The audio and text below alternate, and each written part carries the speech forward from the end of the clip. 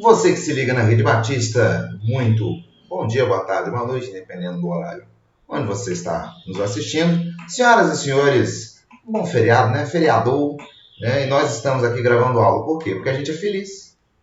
Se a gente não fosse feliz, a gente não faria isso. Ô, gente, como eu comentei com vocês, a gente tinha a listinha de sistemas. Eu comentei com vocês segunda-feira, dia 8, quando a gente corrigiu a lista de tecidos. E aí, para ajudar vocês a estudar para a prova, eu fiz a listinha de sistemas, tanto cardiovascular quanto respiratório. Bom, qual que é a nossa missão agora? Corrigir a lista. A gente vai corrigir, porque não vai dar tempo da gente corrigir em sala antes da prova. Então, senhoras e senhores, um bom vídeo a todos e Deus tenha misericórdia de todos nós. Pelo menos segunda-feira é feriado, dá para descansar um pouco, né? Você não vai ter 11 aulas, né? Felicidade, meus amiguinhos. Bora lá, porque está acabando o ano. Então deixa eu transicionar aqui, vocês estão vendo meu OBS, porque a gente faz assim. A gente é chique, meu filho. A gente é chique. Olha a pastinha de vídeo do professor aqui também, né? Delícia. Vamos pegar aqui o PowerPoint com as questões e bora lá. Gente, nós tínhamos 2 sessões de exercícios. 7 questões de sistema cardiovascular, 7 questões de sistema respiratório. Começamos pelo sistema cardiovascular. Senhoras e senhores, questão número 1. Com relação aos vasos sanguíneos no ser humano, pode-se afirmar que...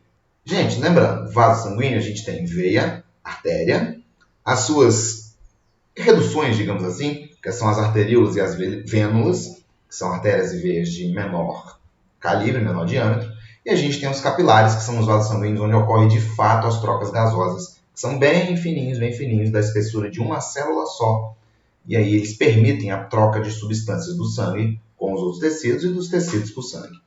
Então, vamos lá. Letra A. Veias são vasos que saem do coração? Não. Veia não sai do coração, não, gente. Veia chega no coração. Artéria é que sai do coração. Então, as veias chegam, as artérias saem do coração. O que significa que a letra B, que diz que as artérias são vasos que chegam ao coração, também está errada, enquanto o motoqueiro passa aqui na rua. Letra C. Artérias são vasos que transportam sangue rico em oxigênio e veias são vasos que transportam apenas sangue pobre em oxigênio, sangue arterial e sangue venoso. Ô, gente, isso é quase certo. Quase, meus amiguinhos. Não é por quê? Porque a gente viu que as artérias e as veias pulmonares, elas têm o tipo de sangue trocado, digamos assim, né? Porque as artérias pulmonares, elas saem do coração na direção do pulmão, levando o sangue para ser oxigenado.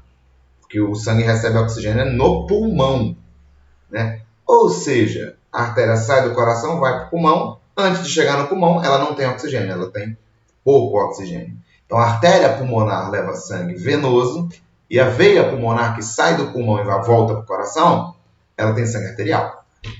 Então, letra C errada, a correta é a letra D. No nível estrutural, as artérias diferenciam-se das veias por terem paredes mais espessas e elásticas. Eu até mostrei o coração em sala para vocês, né? Que a artéria ela tem muito mais grossa, justamente porque ela tem que aguentar a força do batimento cardíaco. A veia não precisa aguentar, porque a veia está chegando no coração. O coração ele bombeia o sangue nas artérias. Ou seja, a artéria tem que ter uma parede mais espessa, mais elástica, para aguentar a força da pressão do batimento cardíaco. Resultado, resposta, letra D. Letra E ainda está errada, porque nas artérias o sangue não tem baixa pressão, não, é alta pressão, porque é o sangue que acabou de sair do coração, é o máximo de pressão que você tem, meus amiguinhos, é nas artérias. Então, questão 1, resposta, letra D. Questão número 2. No coração funciona como uma bomba, senhoras e senhores. Fessou, meu coração é uma bomba mesmo. Rapaz, eu só me apaixono por cara errado. Fazer o quê, né, gente? Triste vida? Triste vida.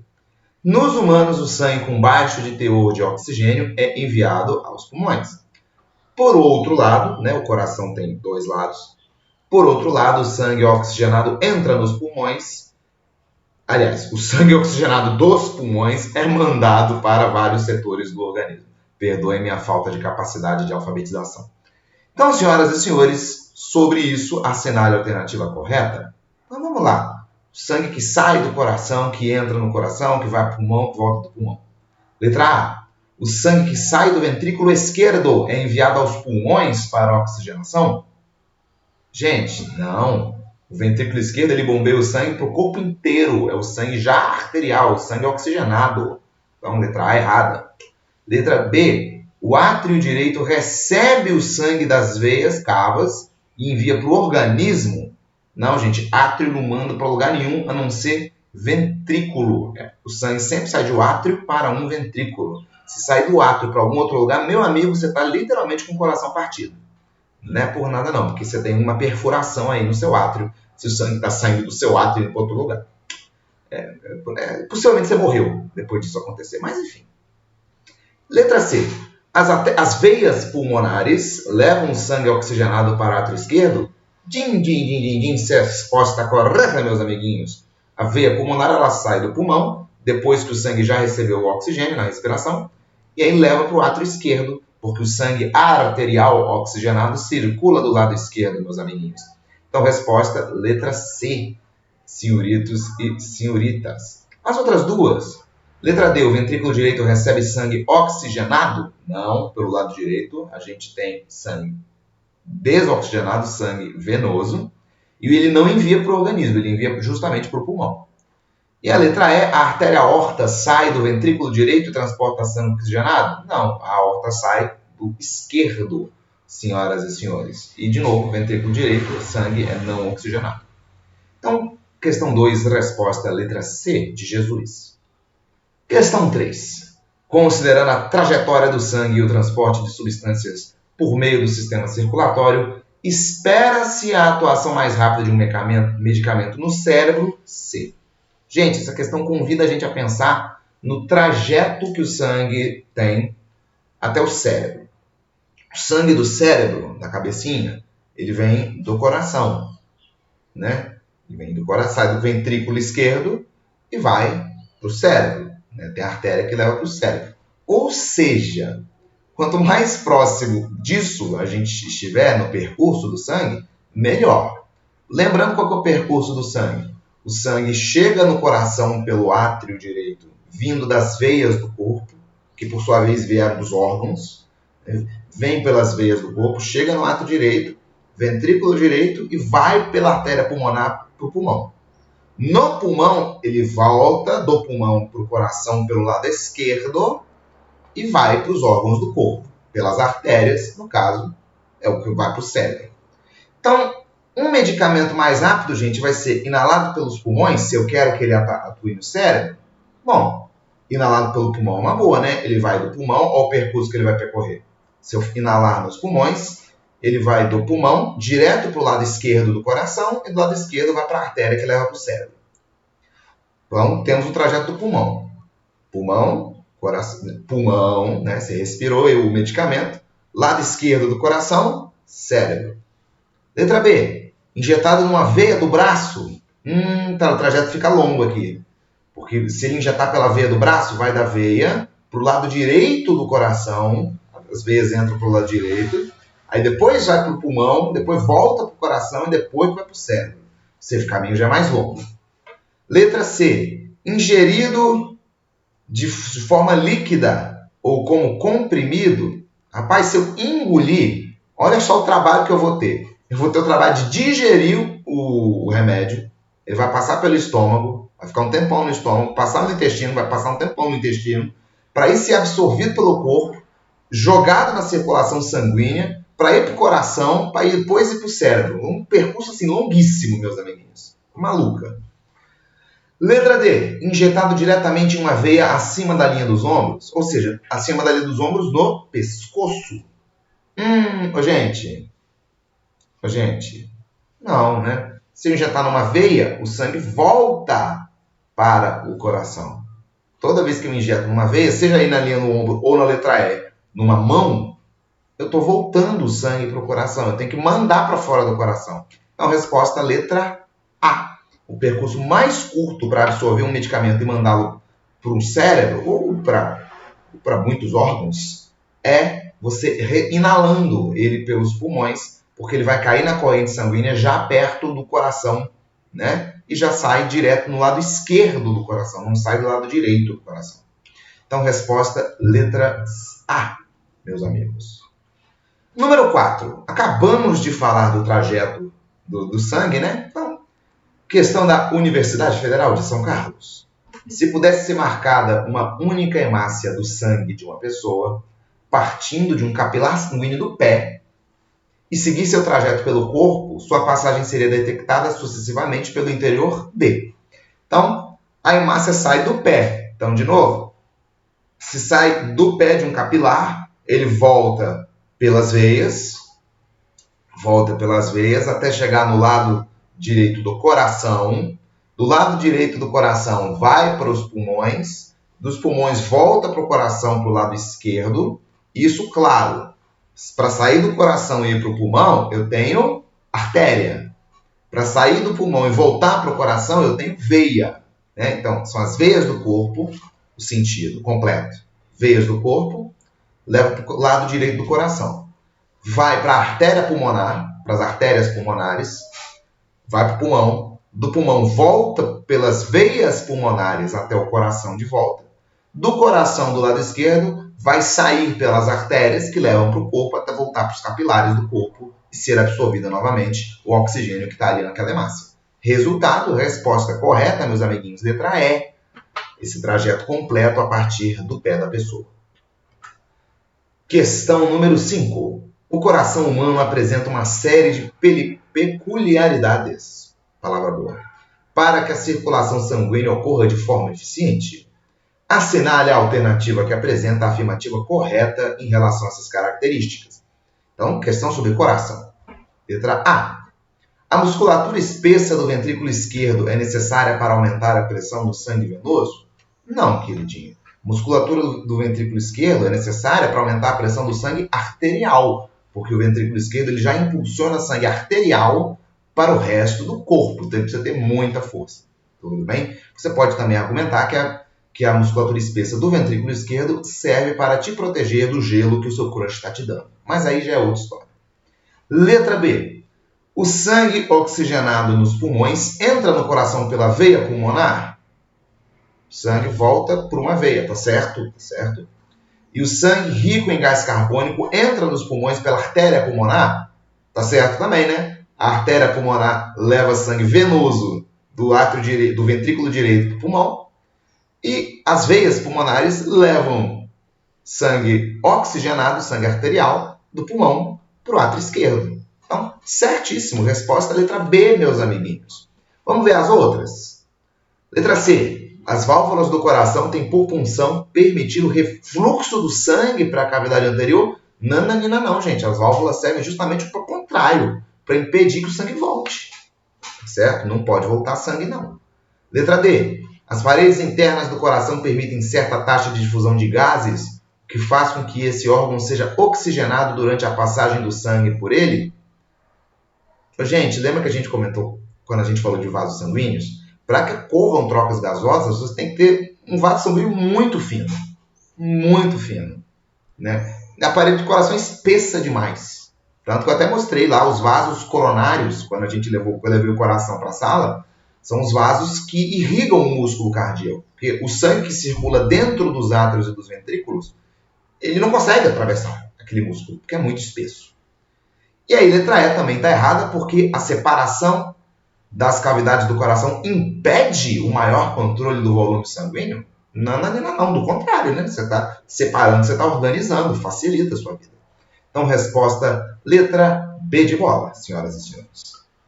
Questão número 6. Quando analisamos as paredes abertas de um coração humano, né? Você que já partiu o coração de alguém na sua vida, lembre-se dessa imagem. Observamos que a cavidade cardíaca apresenta septos. São aquelas paredinhas que a gente viu, né? As paredes que dividem as 4 cavidades. São esses septos que dividem o coração em 4 câmaras. Um desses septos, o interventricular, representa um septo sagital que divide a porção inferior do coração em 2 câmaras, ou seja, 2 ventrículos, o direito e o esquerdo. No entanto, em alguns casos, crianças podem nascer com um defeito no coração denominado comunicação interventricular, ou seja, uma abertura no septo interventricular que permite a comunicação entre os 2 ventrículos. seja, os dois ventrículos, o sangue se mistura. Se eu tiver comunicação entre ventrículos, meus amiguinhos, o que vai acontecer? O sangue de um lado vai passar para o outro. Tem mistura de sangues, arterial e venoso. A consequência imediata que esse defeito trará para a circulação será: o que vai acontecer com a criança, gente? Se a criança tiver o sangue misturado, né, o sangue venoso do lado direito misturado com o sangue esquerdo, o sangue arterial do lado esquerdo, o que você tem é que o sangue vai ser mandado pro resto do corpo, a gente até comentou isso em aula, o sangue nunca vai ser mandado para o corpo com o nível de oxigênio máximo que ele poderia ter, que é o nível de oxigênio que sai com ele dos pulmões, o nível de oxigênio absorvido nos pulmões. Porque eu estou misturando o sangue rico em oxigênio com sangue rico em gás carbônico, né? Então vamos lá. Letra A. Acontecerá o que com essa criança? O bloqueio das vias aéreas respiratórias superiores? Não. Não estou falando, não. Impedindo a passagem do ar para a traqueia. Não.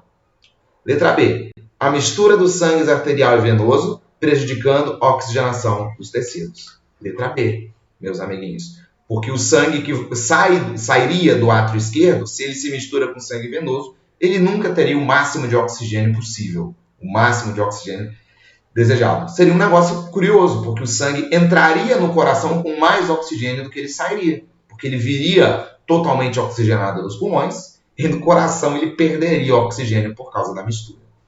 Então, resposta letra B de bola, meus amiguinhos. Show de bola? Show de bola. Nós tínhamos uma questão desafio aqui, meus amigos, do Instituto Federal do Pernambuco.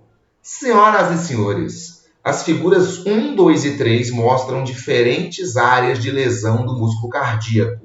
Analise-as para julgar as proposições que seguem.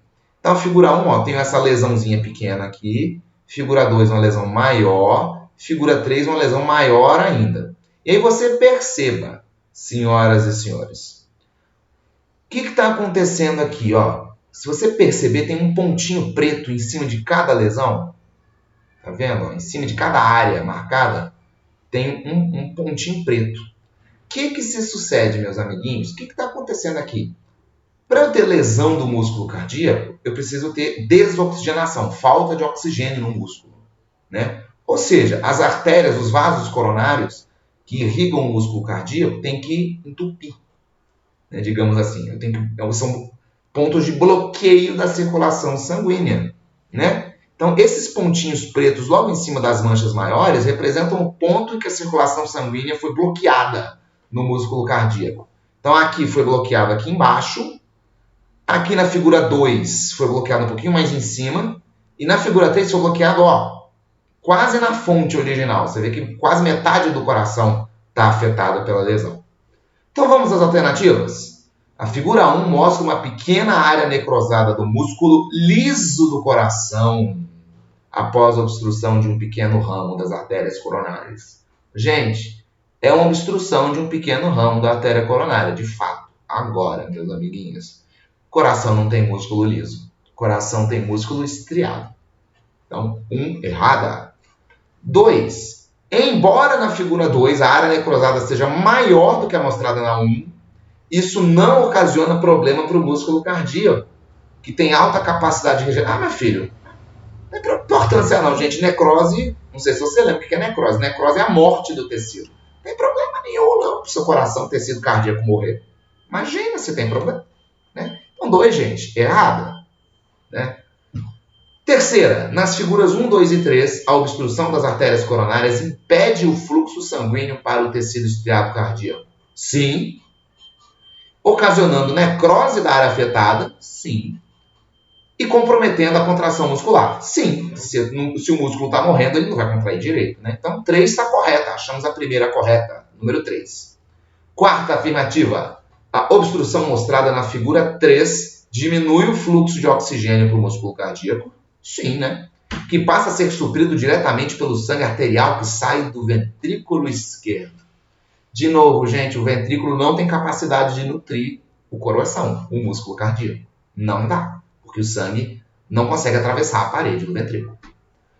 5. Uma alimentação rica em gordura saturada contribui para a formação de placas de gordura nas artérias coronárias, de fato, sim, que podem levar ao infarto do miocárdio. Sim, alimentação rica em gordura pode provocar isso. Resposta, então, letra 3, aliás, número 3 e número 5. Letra A, meus amiguinhos e minhas amiguinhas. Letra A é a resposta correta. Ufa! Então, senhoras e senhores, então, senhoritos e senhoritas, então, meus amiguinhos, terminamos a parte de sistema cardiovascular. Agora vamos para a parte de tecido nervoso, meus amiguinhos e minhas amiguinhas do júri, senhoras e senhores. Sistema nervoso não, gente, sistema respiratório. Ô, professor aqui tá maluco, é o fim de ano, gente. Fim de ano deixa a gente doido. Questão número 1, senhoras e senhores. Também temos a mesma história no sistema respiratório, perdão.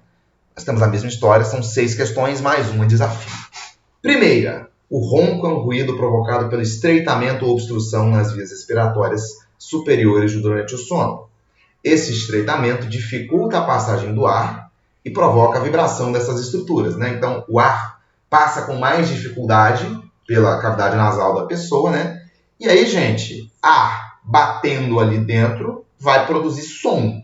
Ele vai batendo ali, emite frequência, vibra a sua caixa acústica, né? Vibra os seus seios nasais, vai vibrar toda a cavidade nasal e aí produz som, né? E aí a pessoa ronca. A sequência correta da passagem do ar pelo sistema respiratório a partir das cavidades nasais é... Então, na sequência, a pessoa roncou, né? Puxou o ar. A pessoa puxou o ar pelo nariz, vai passar aonde isso? Bom, se a gente se lembra, o nariz vai para a faringe, que está localizada aqui atrás da boca, lá no fundo da garganta, desce aqui para o pescoço para a laringe, depois da laringe para a traqueia, da traqueia a gente tem a bifurcação no tórax para os brônquios, dos brônquios para os bronquíolos e dos bronquíolos para os alvéolos. Resultado, nossa resposta é a letra B de bola, meus amigos. Segunda questão. A tabela mostra a composição gasosa no ar inspirado e no ar expirado. Olha que bacana. O ar que a gente inspira, ele tem a mesma proporção de gases que a atmosfera, que é ar atmosférico. Então a gente tem 79% de nitrogênio, 21% basicamente de oxigênio e 0,03% de dióxido de carbono. E aí você perceba a diferença do ar atmosférico que entra para o ar depois que você respirou. O ar que você solta, ele tem os mesmos 79% de nitrogênio, porque você não usa nitrogênio para nada. Só que perceba a alteração no nível de oxigênio. Cai de 21% mais ou menos para 14%. Né? Você usa aproximadamente, aí, de 21 para 14, você tem 7%. Então, 7 para 21 é 1/3, basicamente. Né? Você usa mais ou menos 1/3 do oxigênio que você respira, que entra no pulmão. Então, 1/3 mais ou menos do oxigênio que entra no pulmão, você de fato absorve. Os outros 2/3 você joga fora. Ou seja, dos 21% de oxigênio que entra, 14 saem, só 7 que ficam. Então, você solta mais oxigênio do que você absorve. Olha só.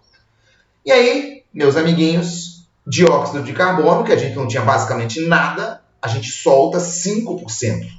Né? A gente multiplica aí não sei quantas mil vezes aí a percentual de gás carbônico entre o que entra e o que sai. Com base na fisiologia humana, é correto afirmar o quê? Vamos para as alternativas?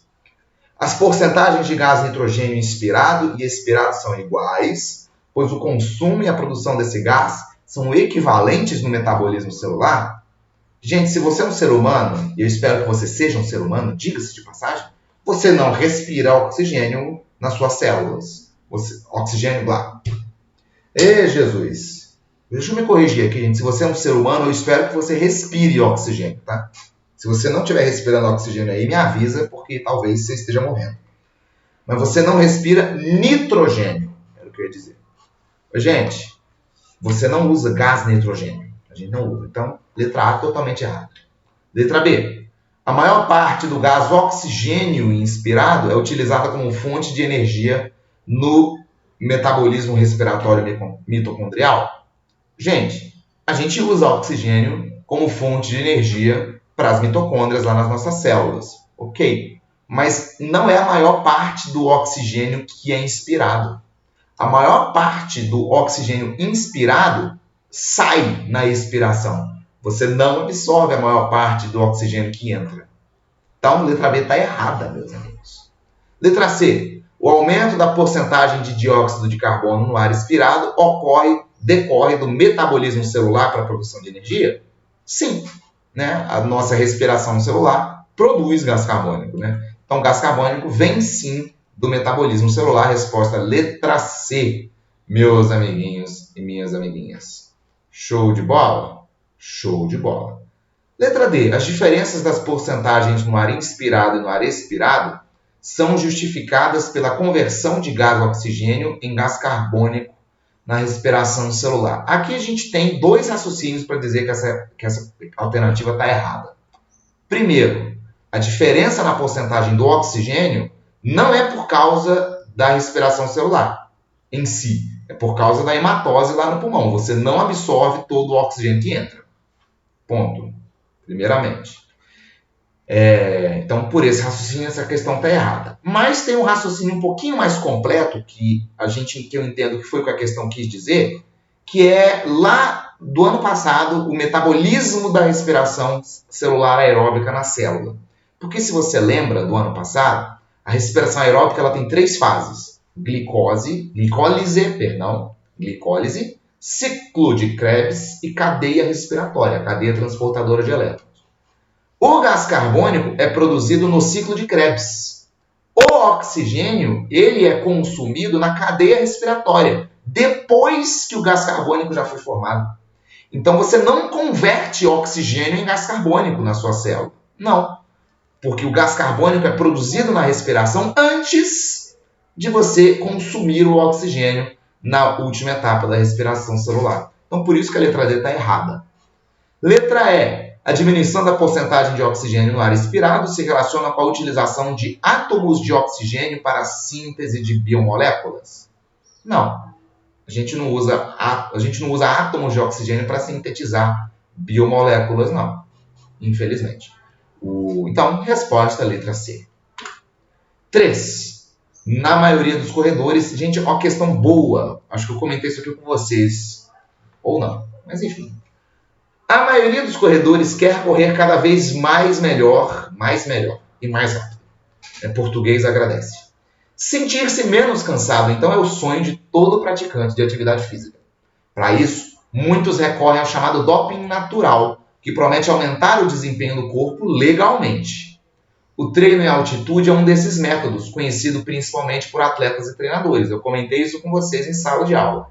O corpo do praticante de corrida tende a se adaptar à baixa pressão de oxigênio nos lugares mais altos, criando mais hemoglobina.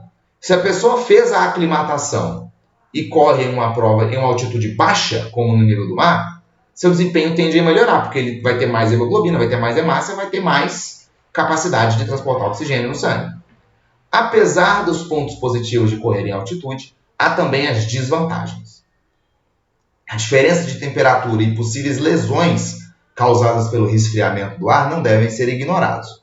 Pode ser prejudicial por conta das condições de treino em altitude serem adversas, né? Tem pouco oxigênio no ar, e com isso pode-se perder a qualidade ou rendimento dos treinos e, consequentemente, na performance geral. Então, é uma faca de 2 legumes. Por um lado, se você treina na altitude, você estimula o corpo a produzir mais hemoglobina, mais hemácia. Por um outro lado, por ter menos oxigênio no ar, o seu corpo pode não render tanto num treino em altitude assim. E aí você não chega tão preparado fisicamente numa prova. Então, são os 2 lados da moeda. De acordo com as informações apresentadas no texto, é correto afirmar que o doping natural pode beneficiar o atleta, meus amiguinhos. Por quê? Porque vai aumentar o número de ATP produzido nos ribossomos dos músculos? Não, ribossomo não produz ATP. Letra B. Haverá maior transporte de gás carbônico para os músculos? Não.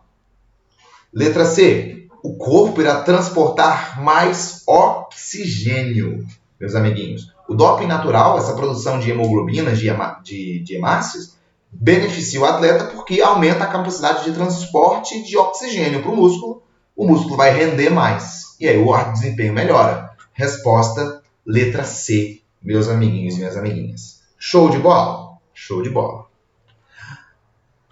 Número 4. A respiração é a troca de gases do organismo com o ambiente, na qual os gases entram e saem dos pulmões, graças à contração do diafragma. Sabendo disso, considere as etapas do processo respiratório no ser humano listadas a seguir. Número 1. Durante a inspiração, vamos já julgando as respostas, né? Durante a inspiração, o diafragma se contrai e desce, aumentando o volume da caixa torácica? Sim, o diafragma contrai e desce, tá certo? 2. Quando a pressão interna da caixa torácica diminui e se torna menor do que a pressão do ar atmosférico, o ar penetra nos pulmões. Tá certo também. A gente falou, quando a caixa torácica expande, né, eu diminuo a pressão interna e aí, por diferença de pressão, o ar entra nos pulmões. Número 3. Durante a expiração, o volume torácico aumenta. Expiração, gente, é o segundo movimento, né? Você soltar o ar. Então, o volume torácico ele diminui durante a expiração, meus amiguinhos. Então, a 3 está errada. 4. Quando o diafragma relaxa, ele reduz o volume torácico e empurra o ar usado para fora dos pulmões? Certo também. Isso é na expiração, no segundo movimento respiratório, quando a gente solta o ar. O diafragma se relaxa, sobe e empurra o ar para fora. Então, quem que está certo? A primeira, a segunda e a quarta. Resposta, letra D, meus amiguinhos. Isso, obrigado, PowerPoint. Então, letra D de dado. 5. Praticar uma atividade física é uma experiência muito prazerosa. No entanto, às vezes ocorre uma forte dor na região abdominal que obriga a pessoa a parar com a atividade, né? Aquela pontadinha que você sente. Essa dor pode estar associada à falta do gás oxigênio em um músculo que participa da respiração fisiológica e fica localizado entre o tórax e o abdômen. Isso acontece, gente, por quê? Provavelmente porque o exercício está sendo feito em um ritmo mais intenso do que o condicionamento aeróbico do praticante. Eu estou me esforçando além da minha capacidade. Em consequência, a respiração não consegue suprir a demanda do gás oxigênio solicitado pela musculatura. Gente, o músculo que o texto se refere, qual que é o músculo, gente? É o diafragma, justamente o que a gente viu na outra questão. E aí, gente, você que sempre fica com curiosidade de saber essa dorzinha que a gente sente quando faz exercício, é por causa disso. É o seu diafragma sendo super esforçado. Como você está fazendo muito esforço físico, você está gastando mais oxigênio do que você consegue absorver, né? O exercício está num ritmo mais intenso do que o condicionamento aeróbico, foi o que o enunciado fala, meus amiguinhos. E aí o que acontece? Seu corpo ele prioriza os órgãos vitais nessa hora. Você começa a faltar oxigênio nos músculos. Se falta oxigênio nos músculos, como é o caso do diafragma, o músculo passa a fazer fermentação lática. Fazendo fermentação lática, dói, né? Porque o ácido lático vai provocar a contração do músculo, né? Por isso que dá aquela dorzinha, senhoras e senhores. Aí você respira um pouco, e aí para de doer daqui a pouco, porque o músculo voltou a fazer respiração aeróbica. Então, questão número 5, resposta letra D. 6. Em muitos animais, os sistemas respiratório e cardiovascular apresentam relação funcional entre si. Gente, são dois sistemas muito interligados. Em relação aos dois, considere as proposições. Número 1. Hematose é a transformação do sangue venoso em arterial. Sim, é o que acontece lá no pulmão. Sangue venoso absorve oxigênio e passa a ser arterial. Então, o número 1 está certa. Número 2. O sangue que chega aos pulmões é sangue arterial e rico em oxigênio? Não, o sangue que chega no pulmão, ele vai ser oxigenado. Ele é rico em gás carbônico. 3. As veias pulmonares transportam sangue venoso dos pulmões para o coração? Não, a gente já viu lá no sistema cardiovascular. É sangue arterial. 4. As artérias pulmonares transportam sangue venoso até os pulmões. Certa resposta, meus amiguinhos. Então, quem que está certo aqui? Número 1 e número 4. Ô, gente, agora eu peguei a questão desafio aqui, que é a mais difícil de toda a lista. Tá bom? A mais difícil de todas. Ó, no uso de cigarros eletrônicos é crescente entre jovens. Na composição desses cigarros encontramos propilenoglicol, glicerol, água, nicotina e flavorizantes, que são aquecidos e vaporizados para inalação. Um estudo foi desenvolvido com animais experimentais expostos a 3 fatores distintos: ar, ambiente, nicotina e cigarro eletrônico. Então, estou comparando o que acontece nessas 3 situações. Constatou-se que a exposição à nicotina e ao cigarro eletrônico causa um aumento da área de espaço aéreo alveolar e a redução das paredes alveolares em comparação com o grupo exposto ao ar ambiente. Paro por aqui. O que isso quer dizer? Que se eu tenho um aumento da área de espaço aéreo alveolar e eu reduzo as paredes alveolares, eu estou tendo menos alvéolos. Porque os alvéolos estão ficando maiores. Se eu aumento a área de espaço deles, os alvéolos estão ficando maiores. Porque eu estou perdendo parede alveolar. Eu estou perdendo área de contato para ter troca gasosa. Eu perco a área de contato para ter a troca gasosa ali. Eu quero ter mais alvéolos. É o mesmo raciocínio lá do sistema digestório. Eu prefiro, lá no sistema digestório, ter várias partículas pequenas, porque é mais fácil digerir, porque aumenta a área de contato. Aqui é a mesma coisa. Eu prefiro ter vários alvéolos menores para aumentar a superfície de contato de absorção do ar. Então, se eu aumento o tamanho do alvéolo e diminuo o tamanho da parede, eu diminuo a respiração da pessoa, eu diminuo a absorção de oxigênio da pessoa. Então, é isso que acontece. Adicionalmente, continuando, o grupo exposto ao cigarro eletrônico, além dele já ter o aumento do tamanho do alvéolo, diminuir o número de alvéolos e aumentar o tamanho individual de cada alvéolo, adicionalmente, o grupo exposto ao cigarro eletrônico apresentou maior redução no número de capilares alveolares, mesmo quando comparado ao grupo exposto à nicotina. Ou seja, tanto a nicotina quanto o cigarro eletrônico diminuem o número de alvéolos pulmonares. Mas, além disso, o cigarro eletrônico ainda diminui o número de vasos sanguíneos. Olha só. A conclusão indicou o prejuízo mais significativo para as trocas gasosas e a perfusão do sangue pulmonar no grupo exposto ao cigarro eletrônico. Olha só. As imagens a seguir são fotomicrografias que representam em mesma escala os alvéolos pulmonares dos animais dos grupos estudados, mostrando o espaço aéreo alveolar. Então, estamos vendo ali os alvéolos. As setas vão representar o número de capilares alveolares. Então, olha a imagem aqui. Eu tenho nessa daqui, ó, nessa primeira imagem aqui, você vê que eu tenho mais alvéolos, né? Essas linhas roxas, esse monte de linha roxa, são as paredes dos alvéolos. Então, você vê que eu tenho mais linhas. Então, eu tenho mais alvéolos aqui na imagem número 1 do que nas imagens 2 e na número 3. Tá vendo que é como se aqui, ó, onde eu estou passando a bolinha, tivesse tudo arrebentado?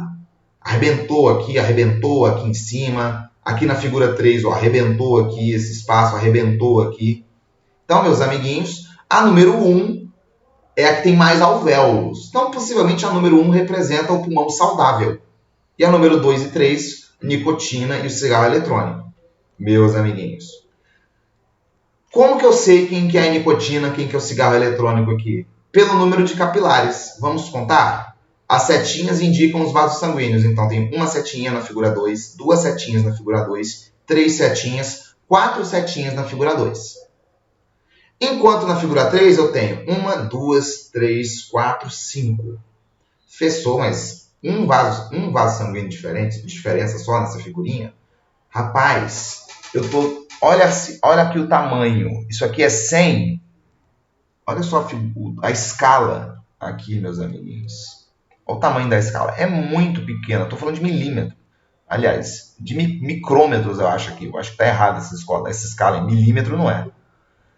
Gente, é um negócio absurdamente pequeno. Então, nessa areazinha minúscula, quase submicroscópica, eu tenho a diferença aqui. E vocês viram tanto a mais de setinha que tem na figura 1 mesmo. Então, tem muito mais setinhas na 1. Então, a número 1, que tem mais setinhas e mais alvéolos, é o pulmão saudável. A número 2, que tem menos alvéolos e menos setinhas, é o pulmão do cigarro eletrônico. E o número 3 é o pulmão com a nicotina, que ele tem uma redução do espaço alveolar, mas ele tem um pouquinho mais de vasos sanguíneos. Ô, gente, então, número 1, número 2 e número 3. O gráfico a seguir mostra dados quantitativos referentes à área de espaço alveolar e à contagem de capilares, meus amiguinhos. Então, a área do espaço alveolar, ela é menor, porque os alvéolos são menores no pulmão saudável. A área de espaço alveolar é a linha vermelha aqui. Então, quanto mais saudável o pulmão, menos área eu tenho por alvéolo individualmente, porque eu vou ter mais alvéolos no total. Então, o pulmão mais saudável é justamente esse primeiro aqui, ó. Tá vendo? Pulmão mais saudável. Então, o A é o pulmão mais saudável, porque o alvéolo está menor, porque eu tenho vários alvéolos a mais. Como que eu vou saber quem que é a nicotina e quem que é o cigarro eletrônico? Pela outra barrinha aqui, ó, pela média da contagem de capilares, que é a barrinha em branco. A barrinha em branco menor é a do cigarro eletrônico, que é a letra C. Então, a barrinha do meio é a da nicotina. Considerando os resultados mencionados anteriormente, assinale a alternativa que relaciona corretamente o painel da fotomitografia e os dados gráficos do grupo do cigarro eletrônico. Quem que é o grupo do cigarro eletrônico? É a figurinha 2, que é a que tem menos capilares aqui. Ele tem pouca área. Aliás, ele tem poucos alvéolos. Os alvéolos são maiores. E ele tem poucos capilares. E é o gráfico da letra C. Então, a resposta é a letra B, meus amiguinhos. Tudo bem? Senhoras e senhores, é isso. É isso, meus amigos e minhas amiguinhas. Espero que vocês tenham conseguido tirar as dúvidas de vocês. Deixa eu voltar aqui para o OBS. Vai travar um pouquinho meu computador, porque ele é meio lerdo, né? Voltar aqui para a minha câmera. Bom estudo para vocês. Qualquer coisa é só procurar pela gente, tudo bem? E é isso. Beijos e abraços em todos vocês. Boa prova na quarta-feira, dia 17. Tchauzinho, gente. Fui. E agora eu tenho que interromper a gravação, né? Agora sim. Tchau.